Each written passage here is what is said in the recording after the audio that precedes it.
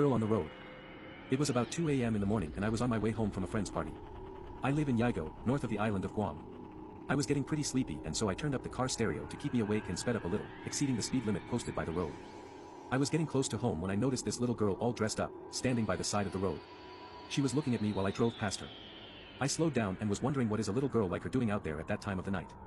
I was going to turn back for her when I felt someone close by was looking at me. I looked into my rearview mirror and I just freaked. There was that little girl with her face pressed against the back of my car's windshield.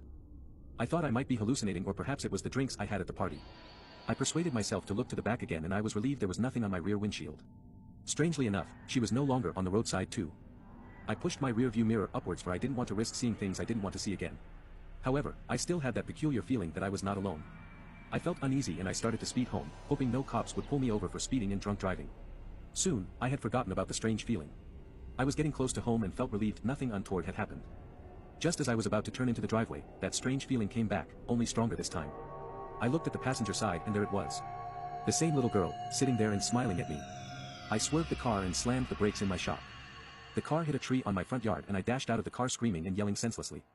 I woke up my parents and the neighbors. Everyone came running wondering what had happened to me. My parents calmed me down and I told them my story.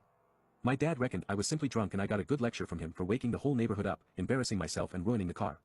Nonetheless, I was determined I did see a ghost that night and I wasn't so drunk to hallucinate such a thing. A couple of days later, I went to the exact spot where I saw the girl. I found a small cross there, hidden behind the weeds. Apparently it is where she was killed in an accident a few years ago, along with her family. I am not sure but I think she needed a ride home. I will never forget that night and since then I always have someone with me when I drive home late at night.